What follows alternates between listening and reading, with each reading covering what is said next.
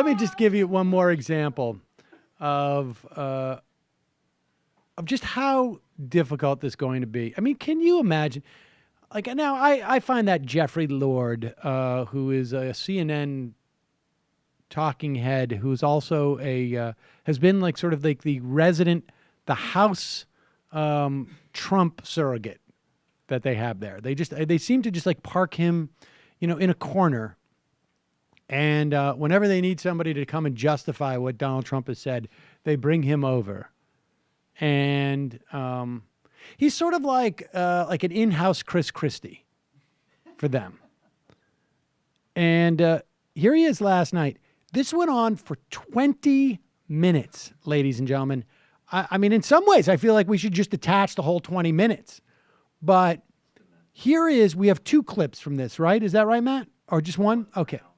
We have one clip of it. This is just a little bit of a taste. When there are, 8 other people on the panel, and they all, running the gamut of ideology, are hammering Jeffrey Lord for trying to justify Donald Trump's racist comments. So you don't even get like from Lord like, well, yeah, what he said was racist, but you just get like, what's racism anyways? Does any of us really know what time it is? Go. Yeah. The Defamation League? The Anti-Defamation League, which defends Jewish people. Is it a bigoted organization or not? Okay, so what's the difference between a civil rights organization and the ADL? Well, what are we talking? I mean, is the NAACP, in your view, your alt-right view, it's become now a liberal interest group instead of what it was originally. But Jeffrey, if the Republican Party is supposed to be colorblind, then why is Trump the first to bring up the fact that this judge is Mexican? What I'm saying is, I'd love an answer. Guys, no, really, Michael, I'd love an answer. I'd love an answer to this.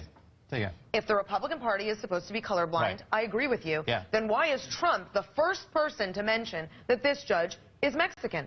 Because what he's saying here is that the judiciary has been politicized and racialized. That's not at all what he said. You're saying that. That's not at all what he said. I'm saying that what he has touched on is part of the larger problem of doing this. So if we all remember Judge Bork, he was a racist, right? Ted Kennedy. He said Brown versus Board of Education was wrongly decided. But Jeffrey, you are interpreting comments made by Donald Trump without any evidence that is what Donald Trump actually was referencing. You're sort of come up with this elaborate Trump University. Yes, no question. Right, but no. What he was referencing was that this guy's Mexican. I'm building a wall. That's all he said. You're reading into it and sort of projecting all these things onto it. I am saying that we have had a long history here in recent decades of the politicization. None of which Donald Trump has ever mentioned. So does Donald Trump even know what you're talking about? I'm not sure he does, because he's never talked about it. Sure, because I think he's backed into this in his own fashion here with this particular judge. You have no evidence that's what meant. All you can go on is what Donald Trump actually said, and he made no reference to anything you are referencing. But what he's saying is the guy has a political conflict of interest. That's what I want to respond to. Yeah. So there he is. Well, no, I've come up with this theory, broadly speaking, that the judiciary has become politicized and racialized, whatever that means. And Donald Trump backed into that theory by being a bigoted racist. And that's what I'm going to say. I mean, he's being attacked by Anderson Cooper, Michael Smerconish, Van Jones, and S.E. Cupp. I mean, what's left?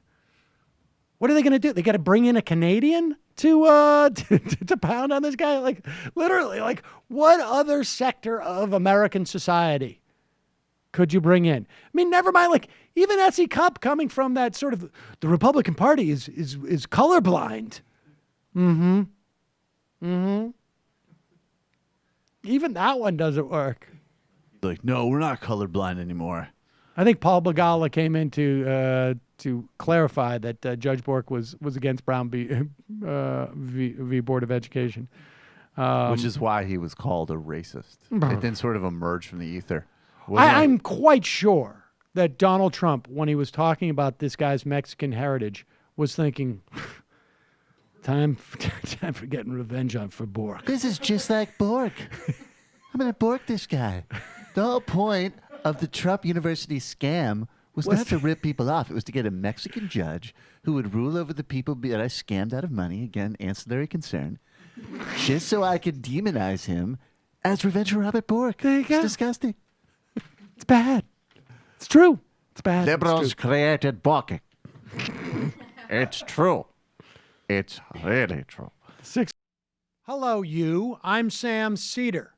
Looking for smart progressive talk that is occasionally amusing? Well, subscribe to our YouTube feed. Subscribe to our podcast. Like us on Facebook. And just generally enjoy us.